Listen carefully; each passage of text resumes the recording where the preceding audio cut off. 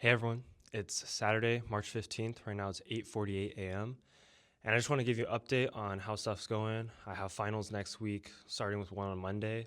So I'm out here just kind of working early in the morning, using that morning time very productively. And I just want to give a recap on the past couple of days. Yeah, it's been busy for sure.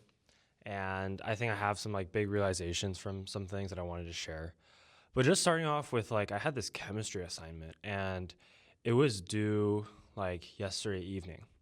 And they assigned it to us about like a month ago. I looked at the assignment and it's with this software that kind of plots molecules. And I've already used that software before, so I was like, okay, I kind of know how to do this and it shouldn't be too bad. So I purposely did not start on it until I would say like 2 to 3 days ago. And then at that point, I started it, and then I was like, okay, like this is relative to what I expected. And I blocked out those like 2 to 3 days just to only work on that project.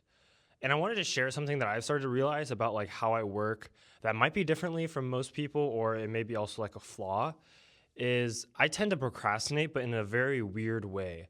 Like I tend to lean towards not prioritizing things correctly and just working on stuff no matter what. So when other people procrastinate and they like don't do work and they eventually get to the work, instead of that don't do work period where you're just like, wasting time, I just do work, but it's for like other stuff. So I will work on like other things, but sometimes I don't do well with like prioritizing what actually needs to get done first. So I work on stuff that's not as like high priority, but I'll just continue to work. And then it'll get to the point where the high priority thing was squeezed into a tight box and then I have to do it and then I like finish it fast.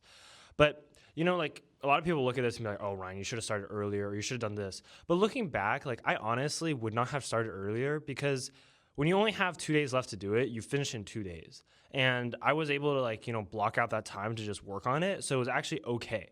Like I think a lot of people would have started, let's say, 2 weeks ago, and maybe they do a little bit here, a little bit there, but it allows the assignment to kind of drag out and just expand to fill the time you give it.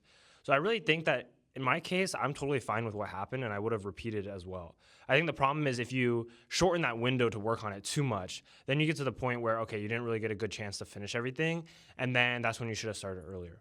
But I think for the most part, that's just something I realize and I definitely don't have regrets about doing it. I think that it's just once again, like, what can we learn from procrastinators and like lazy people is that like they want to finish things very fast and efficiently and then not do work, right? So if we just apply that kind of principle of trying to finish things very efficiently, then it's going to help us a lot.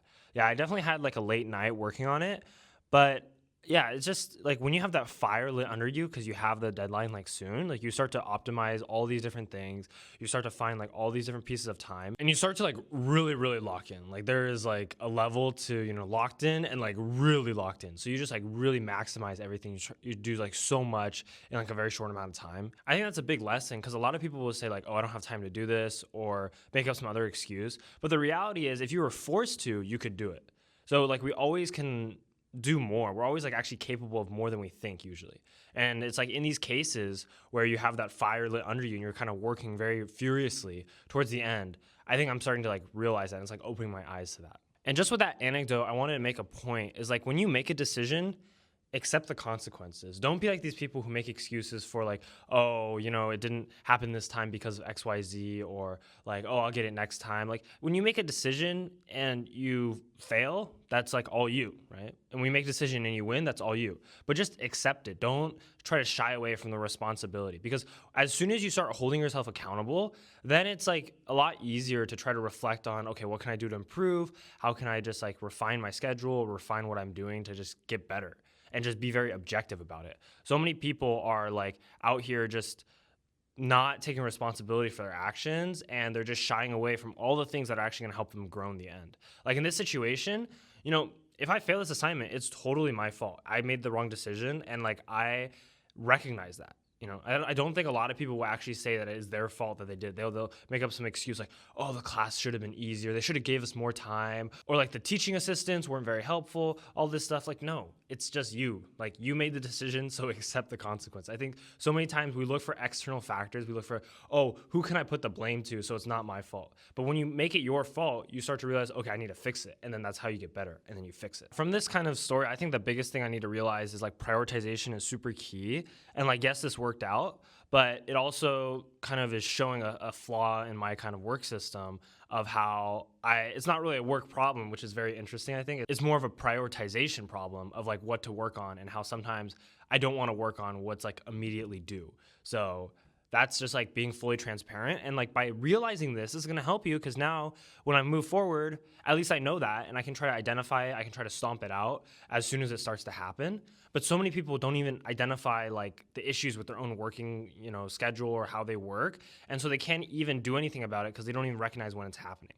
So that's why I always say in my videos, like, you need to really track your time, but you also need to be very transparent and realistic, and just try to understand what are the things stopping you from being more productive and working, and like identify those so you can just stay on alert and then make sure they just get eliminated.